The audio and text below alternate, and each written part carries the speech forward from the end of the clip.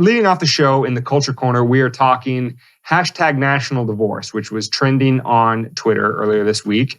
And let's just suffice to say that not only did it get some blue-pilled libertarians to tell on themselves, but some of the other conversations going around about it really gives you basically a read on the pulse of the nation with regards to this big question of which is better, violent union or peaceful divorce.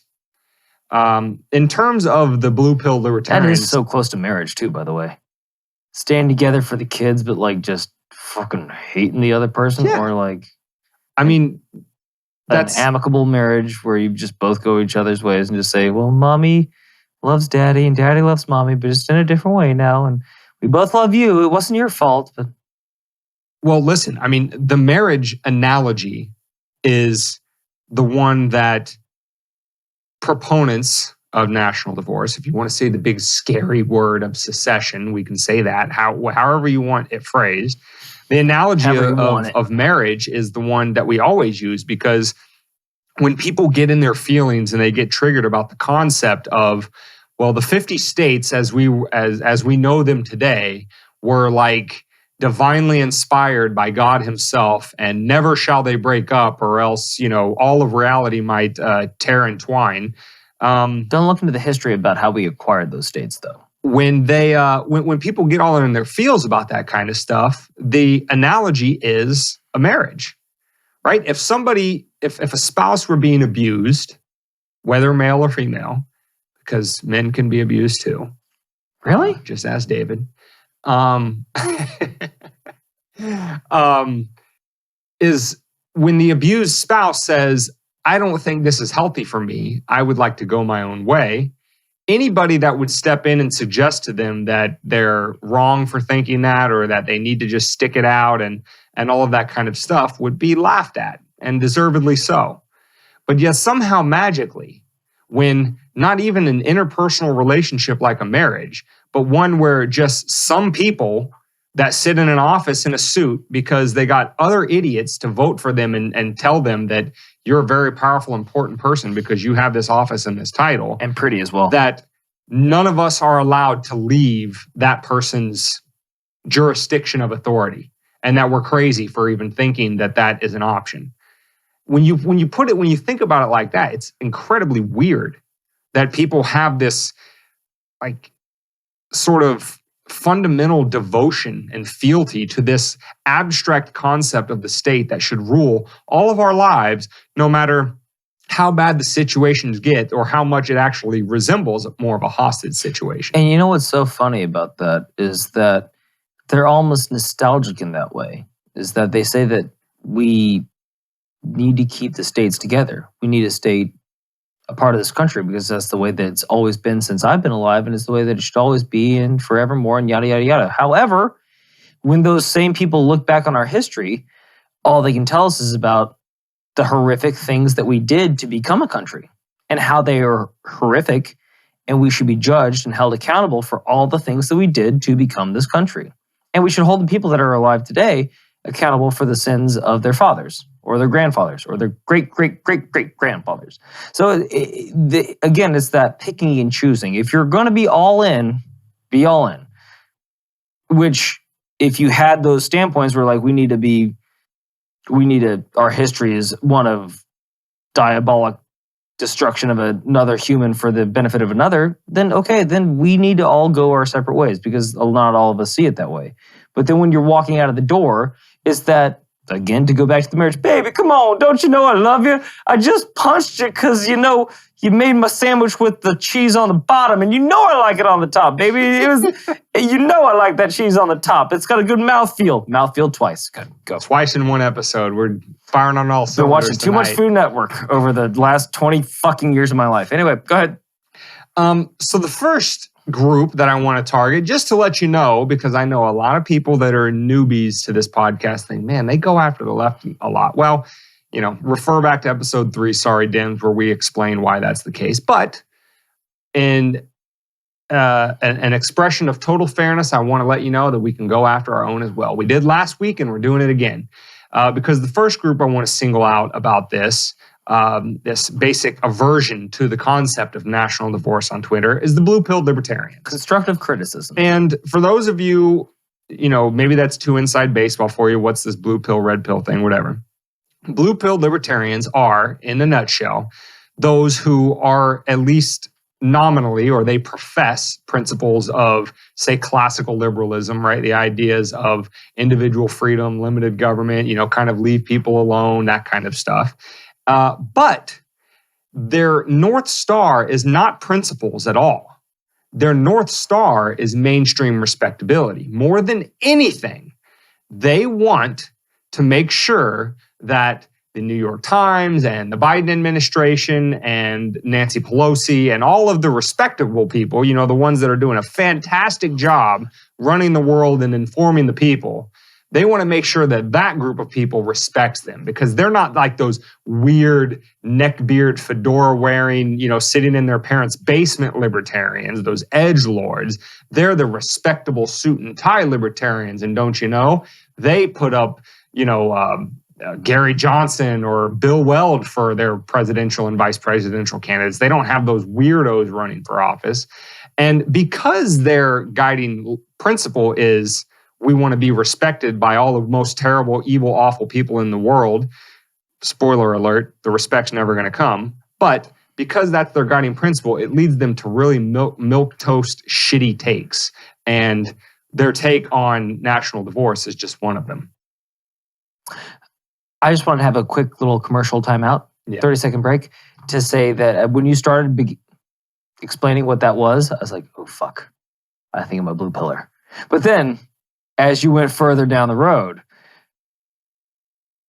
I was graciously relieved of that particular post, because I think we've both gone in on Nancy Pelosi and most of the people that you named after that. So I just want to express my relief. I use those names as proxies for the establishment in general. They want to make sure that all of the official opinion molders like them. Correct. And that even though they're libertarians and they're kind of weird in their libertarianness, they're still not like super weird, right? Okay. They hold all of they hold all the correct opinions on the important issues. They're liberals with like an edge, is what you're saying. Like a little. No, I'm saying precisely they have zero edge. That's the point. Well, that's what I mean. Like they're adding the edge by saying, I'm a libertarian. I voted for whoever the fuck the libertarian candidate was, but really I still see eye to eye with the policies, and I'm happy that the Democratic Party won the last election. Yeah, and they are the libertarians that get outraged over LP New Hampshire, as we talked about on episode 110, getting all up in arms about mocking the McCains and stuff like that. They get upset because that's too abrasive and that's not nice. And, we're never going to be taken seriously if we do that. Well, newsflash, I don't want to be taken seriously by fucking Hillary Clinton or Mitch McConnell. We've only been at this for like 30 years.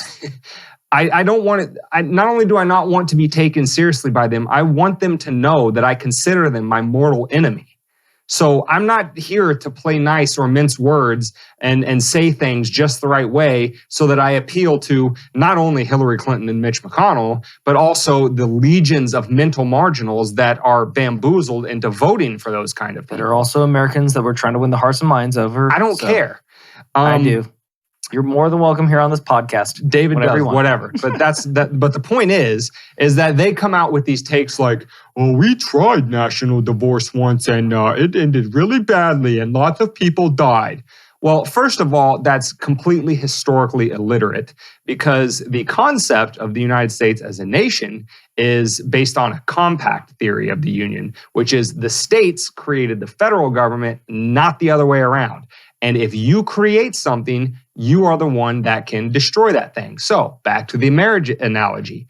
The husband and the wife... And kill his wife. No. The husband and the wife created the marriage. If the marriage is no longer working for the husband and the wife, they still have their individual autonomy to be able to say, this union isn't working, we're going to go our separate ways. That is all the federal government is. It is an agreement between the states to create a federal government for purposes of national defense and all that other kind of stuff that, your Schoolhouse Rock will tell you it's required for. But if at any point one or multiple states decide that this arrangement is no longer working for us, if we in rural Tennessee don't want to pay for the living way too high on the hog of California and New York, well, then we can leave that political arrangement. There's nothing novel or crazy about this. This is the founding of this country. So when they try to posit, either explicitly or implicitly say, oh, we tried that. It's called the Civil War and people died. And then because might makes right and the Union won, then the 50 states must be together forever. That's the kind of milquetoast dumb shit opinion that these people want to share about the concept of national divorce because they want to make sure that the New York Times like them. Well, we are here to say, I don't know, maybe David's not, maybe he wants to massage more people's feelings to try to win their hearts and minds. I'm just trying to smooth over your jagged edge you're shoving down their throat. I'm not super interested in it because from my perspective and the perspective of a lot of people from all over the political spectrum, this political arrangement where a few thousand lunatics in DC are ruling over 330 million of us with an iron fist, that doesn't seem like it's going in a very positive direction. And so if we don't have the broader discussion about national divorce to where we can really get into the nuances of not only the legality of people breaking apart their political unions, but also practically how do we achieve that without bloodshed, doing it peacefully so that there doesn't have to be an exchange of arms. We're never going to have that conversation if, again, Republicans and Democrats and dipshit, mindless, blue-pilled libertarians regurgitating their talking points are always saying stuff like, we're not allowed to have this discussion because you're not allowed in polite society if you think that any form of secession is justifiable. Let's have the discussion. All I'll say is that peaceful removal from an agreement was done by Brexit. There were no shots fired. There was no real anything happened other than people were like, I don't know what the fuck we just did, but I think we're going to go through with it. And then all of a sudden they're figuring it out on the post end. So again, it is possible to leave a union without shots being fired. That being the case, it's going to be a sticky situation. But maybe this is the wake up call when you say, hey, I'm going to leave unless you change your shit together. Change your shit together? Change your shit. Or get it together. Do something. Like, stop doing what you're doing because we're serious. Like, we're not playing around here anymore. Like, it's fun when you have it all going for you and you say, well, oh, those West Virginia, those coal miners, what do they know? They don't live our lives. And then they just keep getting placated until they storm a fucking White House or the Capitol. And then all of a sudden, how this is the darkest day in our history. It's like, well, you weren't listening to them. And if you don't listen long enough, people will fucking leave. And that's what's being done on a state level. It's gotten so bad. And again, it's not your fault. It's not my fault. It's not his fault. It's the fault of Capitol Hill. They don't listen to anybody else's problems. They placate the ones that they do, and then they make sure that their coffers are lined while they sell away more and more of our rights. And they say, we're doing the best we can. Well, fuck. Like, it's clearly not good enough. So then if this is the best that you can, then we're going to go off and we're going to try to do our own shit. It's like, no, you can't do that. Like, nah, I actually can. So either get it together, Grouch, or we're fucking leaving. And that's basically how I view this particular standpoint. And I mean, if you take this sort of mentality, that the kind of visceral aversion to the idea of national divorce that these people have, if you take it to its logical conclusion, you wind up with Jennifer Lawrence. Oh, goody. Now, Jennifer Lawrence. The cloud hack? What was it called? I don't know. When they hacked the cloud. Anyway, it's not important. Anyway, they'll know. I just got what you were talking about, but I'm not giving it. We're not. They'll know. So anyway, she recently sat down with Vogue, and she had this quote, this brilliant quote. She's a real philosopher of our times. She had this to say to Vogue, quote, I can't fuck with people who aren't political anymore. That's what, you know what? That's what Plato said too. Can I even Can't get fucks through the with people. quote? Can't fucks with them. If you She don't said- believe in gravity, I can't fucks with you. She said, Sir Isaac Newton. She said, I can't fuck with people who aren't political anymore. You have to be political. It's too dire. Politics are killing people. Now, that mentality is exactly why we are in the situation where people are talking about national divorce. In a sane world, there would be massive aspects of your life which are completely apolitical. Like what cartoons you watch or what the characters in your movies are talking about or doing, unless it's, again, a movie inspired by a historical political event. Or whether your child plays with gendered toys or not. All of this kind of stuff should have nothing to do with politics. There should be massive swaths of our lives which are completely outside the realm of politics.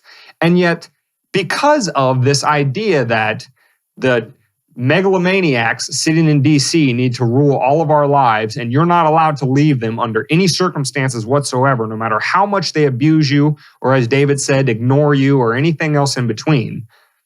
That is why somebody like Jennifer Lawrence thinks that everything and everybody needs to be political at all times. Well, how has that ended up for cultures and societies that went that direction in the past? Because at the end of the day, politics, as we say with government, it's all it is a monopoly on violence, a monopoly on force. It is one group of people saying we are entitled to force our views on another group of people. And if every single thing in your life is political, if every person that you come into contact with has to have a political opinion on every single thing that is involved in the human experience, you're going to first start out with a soft civil war where all are against all as a matter of policy, and eventually it boils over into an actual civil war. And that's problematic for everybody. No sane person wants it to go that route.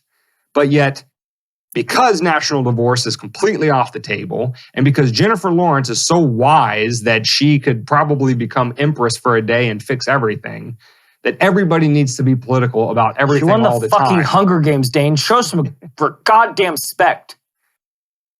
I don't know. I don't know how many times we have to say it on this podcast, but if you're getting your political leanings from anybody in Hollywood, anybody that owns a multi-billion-dollar company, anybody that doesn't live the life that you live, how the fuck could they possibly ever know what is important for you to do? Sorry, I didn't mean to mush mouth that one. But if you think Jennifer Lawrence knows what it's like to work a 9-to-5 job, then come home and raise 3 kids and try to make sure you raise them as well as you can, and maybe you don't have time to turn on the television, or maybe you do, and you turn on CNN or Fox, and you hear it in the background when you hear screaming kids, one pooped their diaper, then the other one started coloring on the walls with crayon. I'm sorry, you are now not a person in Jennifer Lawrence's eyes because you're not political, and it's affecting lives.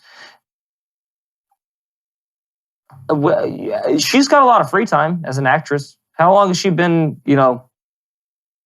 up on Capitol Hill, rah-rahing? I mean, I think she does some sort. I recall a couple years ago, maybe around the 2020 election or maybe even before that, she does some shit where she just bitches all the time about money and politics or something like that. Do you know the general, room temperature IQ Surface opinion that everybody has? Right? That doesn't even remotely address, let alone understand the root cause of what's really going on with the abuse of government power. She has no care in the world for that, but she cares about all the catchy stuff, right? She cares about gerrymandering and people paying for politicians and blah, blah, blah. All of the symptoms to the disease, not the disease itself. Yeah, she cares about all the symptoms. She wants to put a Band-Aid over a bullet wound. But because she has those opinions, those correct opinions on those subjects, according to, the dolts that, would follow her in droves, she's now entitled to say that she doesn't fuck with you if you don't, if you're not political because politics is killing people.